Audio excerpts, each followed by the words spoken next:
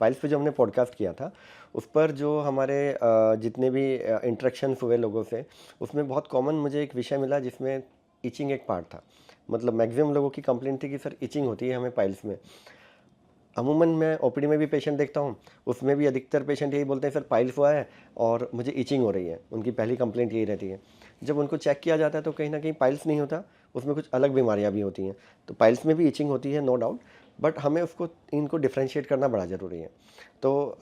अगर अगर आपको पाइल्स के साथ इचिंग है तो उसके साथ कुछ सिम्टम्स होंगे, जैसे आपको, लेकिन अगर वो ईचिंग आपको इन लक्षणों के साथ, जिसमें पाइल्स, फिशर, फिस्टुला है, तो उसके लक्षण भी होंगे, उसके कुछ सिम्टम्स होंगे। जैसे अगर पाइल्स है तो कोई लंप होगा, अंदर से बाहर को आएगा, ब्लीडिंग की हिस्ट्री रहेगी, एकदम पिचकारी जैसा ब्लड आ जाएगा बिना दर्द के। या कभी कभी दर्द के साथ अगर ब्लीडिंग होगी, ये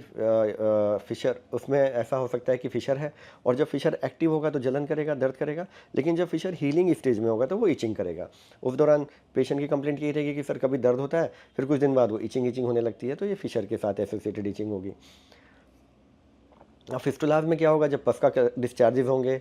कभी पस पोटी के रास्ते से आ सकता है, कभी पस बाहर त्वचा पर आकर के पोटी के रास्ते पर टच होकर के इचिंग कर सकता है, तो वो फिस्टुला से रिलेटेड इचिंग होगी। तो ये इचिंग है एनोरेक्टल डिजीज़ के साथ। और कुछ इचिंग है जो होती हैं जिसको हम बोलते हैं प्रोराइटस एनाई, यानी पोटी के रास्ते के पास इन्फेक्शन होता है, भले ही कोई पाइल्स, फिशर, फिस्टुला नहीं है। वो इन्फेक्शन कैसे हो सकता है, जिन लोगों का लॉन्ग फिटिंग का जॉब है, या जो ड्राइवर्स हैं, या टीचर्स हैं, या कुछ लोग जिन लोगों को कोलाइटिस या कॉन्स्टिपेशन है, जिनको मोस्ट कॉमनली कोलाइटिस, यानी जिनमें मोशन बार बार जाने की संभावनाएं रहती हैं, एक बार मोशन के उसके बाद दोबारा जाने की अर्ज हो जाती है, कंप्लीट इवैक्यूएशन की फीलिंग नहीं आती कि पूरा पोटी हो गई है, या कुछ हैवी मील लिया उसके बाद पोटी जाने की अर्ज हो गई। अगर पोटी में चिपचिपा पदार्थ कुछ आता रहेगा तो वो भी एक कारण रहेगा जिससे पोटी के रास्ते पर ईचिंग हो सकती है। तो मेरा इस वीडियो को बनाने का पर्पज़ यही है कि मैं आपको अवेयर कर सकूं कि आप सिर्फ पाइल समझ के मत एक और कारण बता देता हूँ। हाँ, दूसरा, अगर किसी को वॉर्म्स इन्फेस्टेशन है, किसी ने बहुत टाइम से डिवर्मिंग नहीं की है, कोई वॉर्म्स की इन्फेस्टेशन मतलब पेट, आंतों में कीड़े होना या पेट में कीड़े होना, जिसको हम आम भाषा में बोलते हैं, अगर वो टेंडेंसी भी है, तो भी पोटी के रास्ते पर आपको इचिंग इचिंग महसूस हो सकती है। बहुत, उसमें बहुत सिंपल ट्रीटमेंट है। आपको डिवर्मिंग करनी है, पहले अपने किसी डॉक्टर से मिल करके आपको रूल आउट करना है कि कोई ऐसी प्रॉब्लम तो नहीं है एनोरेक्टल वाली, और उसके बाद आपको डिवर्मिंग करनी है और वो ईजिली ट्रीट हो जाता है। जिन लोगों को कोलाइटिस है, उस कोलाइटिस को ठीक कराना है, या कॉन्स्टिपेशन को ट्रीट करना है, कुछ ऐसे फूड हैबिट्स अपने डॉक्टर से मिल करके आपको लाइफ स्टाइल चेंजेस करने हैं, और वो आराम से ठीक हो जाता है।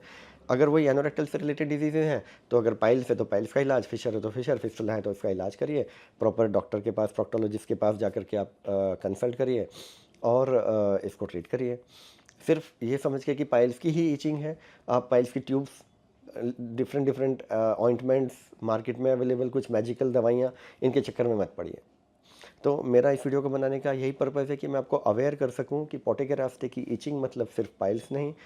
ऑब्वियसली पाइल्स है, फिशर है, फिस्टुला है, कोलाइटिस है, प्रोराइटस एनाई है, या वॉर्म्स का इन्फेस्टेशन यानी पेट में कीड़े होना भी है। तो इसका अपने अकॉर्डिंग आप या कोई फंगल इन्फेक्शन भी हो सकता है। तो इस वीडियो को बनाने का मेरा मेन पर्पज़ यही है कि मैं आपको इतना अवेयर कर सकूं कि अगर पोटी के रास्ते पर ईचिंग है तो आप सिर्फ पाइल समझकर उसका ट्रीटमेंट मत करते रहिए कि वही मैजिकल ट्रीटमेंट, जो मैजिकल दवाइयाँ, बाहर की जो ट्यूब्स अवेलेबल हैं, ऑइंटमेंट्स अवेलेबल हैं, आप इनको लगाते रहते हैं, कारण कुछ और होता है। अगर पाइल से रिलेटेड है तो अगर पाइल से रिलेटेड है तो उसके साथ मैंने बताया सिम्टम्स होंगे, अगर फिशर से रिलेटेड है तो उसके सिम्टम मैंने क्लियर किए, अगर फिस्टुला से रिलेटेड है तो उसके सिम्टम्स आपको मैंने बताए, अगर त्वचा पे कोई इन्फेक्शन हुआ है, फंगल इन्फेक्शन, बैक्टीरियल इन्फेक्शन, उसकी वजह से ईचिंग है, तो अब आपको ये एनालाइज करना है और अपना अकॉर्डिंग एक अच्छे डॉक्टर के पास आपको जाना है और ट्रीटमेंट लेना है। पोटी के रास्ते पर ईचिंग का एक बहुत कॉमन और बहुत नेग्लेक्टेड कॉज जो है वो है वॉर्म्स इन्फेस्टेशन, यानी पेट में कीड़े होने की समस्या।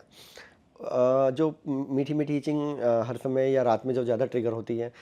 वो बेसिकली आपको वो भी रूल आउट करना है कि वो कहीं पेट के कीड़ों की वजह से तो नहीं, कोई भी बीमारी नहीं होगी, कोई इन्फेक्शन नहीं होगा, कोई पाइल्स नहीं, फिशर नहीं, बट फिर भी ईचिंग होती रहेगी। तो उसमें आपको ये ज़रूर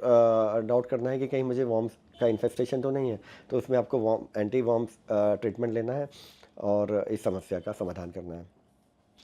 इस वीडियो से रिलेटेड अगर आपके मन में कोई भी डाउट या कोई भी सवाल है या कोई सजेशंस हैं तो आप नीचे कमेंट सेक्शन में आप लिखिए, हम इस पर आपके लिए आगे और डिटेल में वीडियो बनाएंगे।